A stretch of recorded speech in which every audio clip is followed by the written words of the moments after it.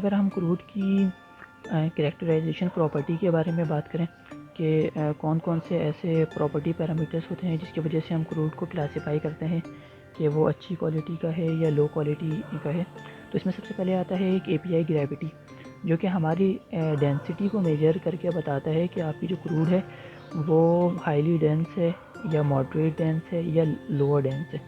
Means के उसकी API की वैल्यू क्या है। API का जो फॉर्मूला होता है वो हमारे पास होता है 141.5 divided by specific gravity minus 131.5। जैसे कि आप देख रहे हैं कि स्पेसिफिक ग्रेविटी जो है वो इन्वर्सली प्रोपोर्शनल है API के।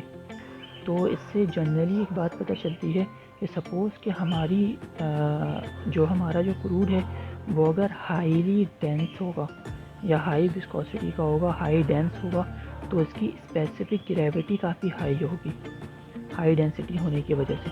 जब स्पेसिफिक ग्रेविटी काफ़ी हाई होगी तो उसकी API ग्रेविटी लो होगी, ठीक है, क्योंकि ये इन्वर्सली प्रोपोर्शनल है।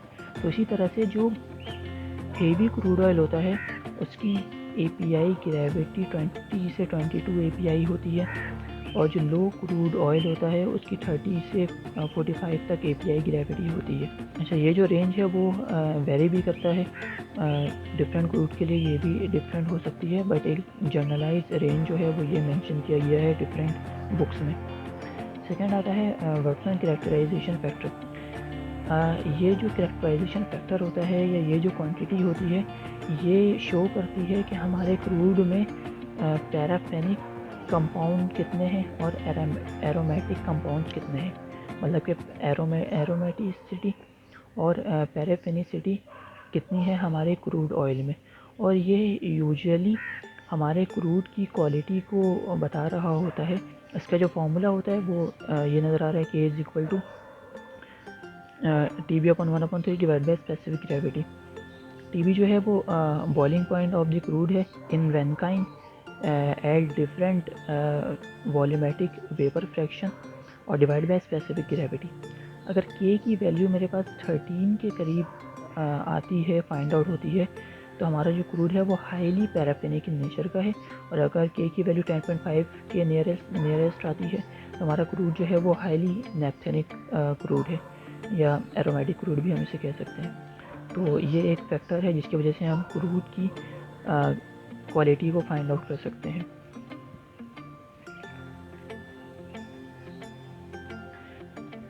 उसके अलावा एक प्रॉपर्टी है मेरे पास सल्फ़र कंटेंट कि हमारा जो क्रूड है उसमें सल्फ़र कंटेंट की क्वांटिटी कितनी है।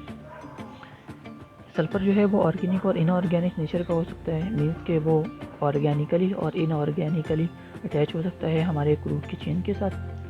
अगर सोर क्रूड होगा हमारे पास तो इसमें जो हमारा सल्फ़र है वो 0.5 से 5% तक की क्वांटिटी में होगा। और अगर हमारे पास स्वीट क्रूड है तो उसकी जो सल्फ़र की क्वांटिटी होगी वो लेस देन 0.58% होती है। और एक चीज़ और जो कि जनरलाइज बात है वो ये कि 80% जो हमारा क्रूड है वर्ल्ड वाइड वो सोर क्रूड है, मतलब कि उसमें सल्फ़र कंटेंट काफ़ी हाई है।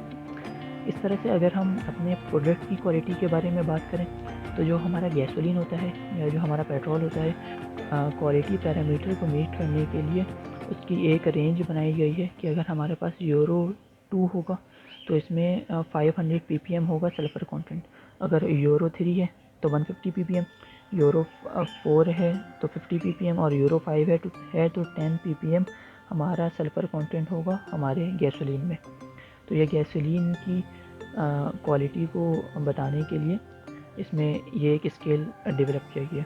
उसके अलावा हमारे पास आती है विस्कोसिटी।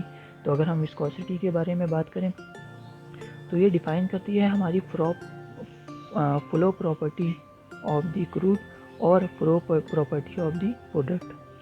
तो ये हमारे क्रूड के लिए भी फाइंड आउट की जाती है और हमारे जो पेट्रोलियम प्रोडक्ट्स होते हैं उसके लिए भी फाइंड आउट किया जाता है।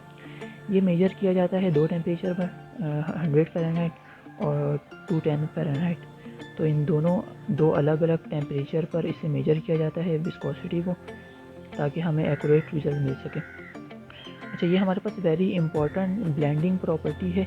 उसकी वजह ये है कि ये जो हैवी फ्यूल होता है लाइक बंकर फ्यूल वगैरह, उसके लिए काफ़ी इम्पॉर्टेंट पैरामीटर है हमारे क्वालिटी को मेजर करने के लिए, क्रूड के लिए और डिफरेंट प्रोडक्ट के लिए भी। तो सेकंड आता है हमारे पास क्लाउड पॉइंट और पोर पॉइंट।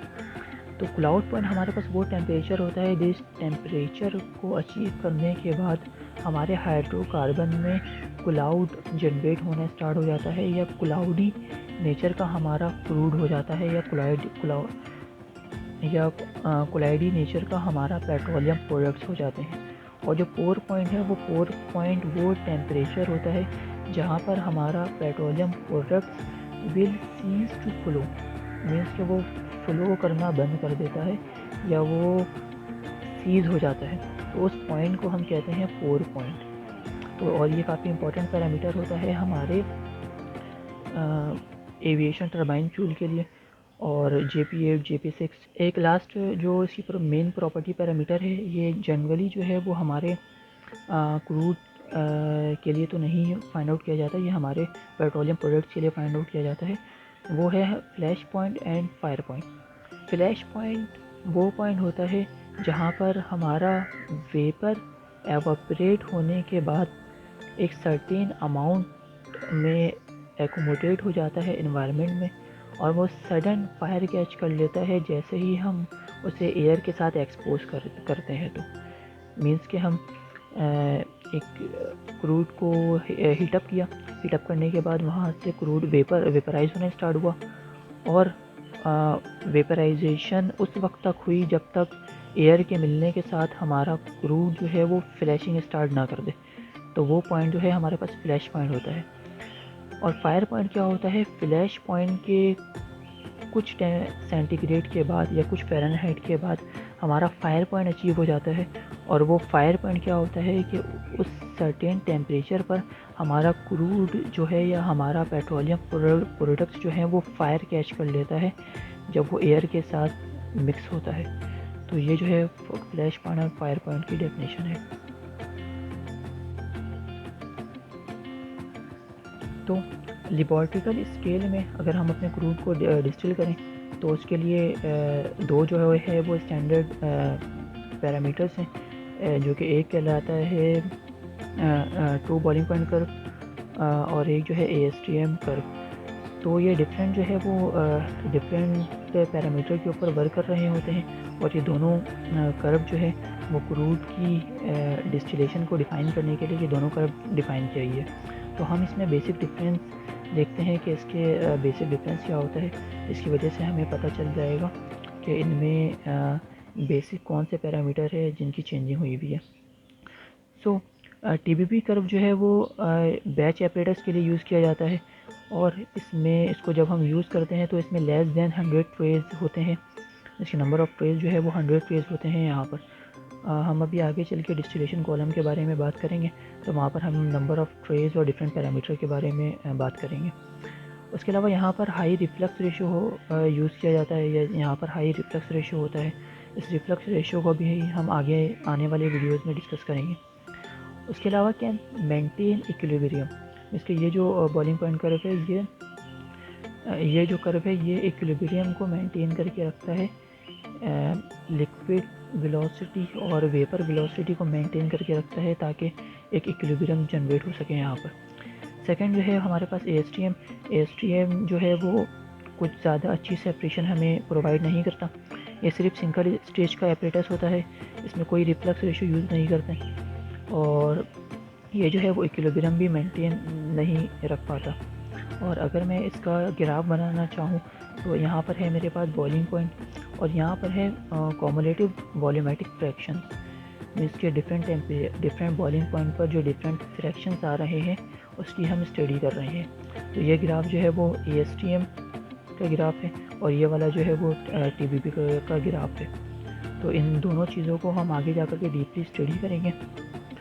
और ये जो बॉइलिंग टेम्परेचर जो है, ये बॉइलिंग पॉइंट टेम्परेचर है फ्लूइड के मिक्सचर का।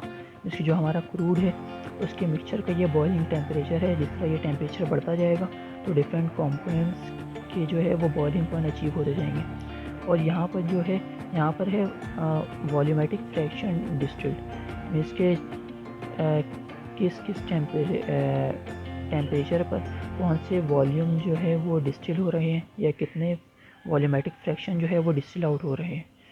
तो इसको भी जो है हम आगे जा कर के स्टडी करेंगे डीपली।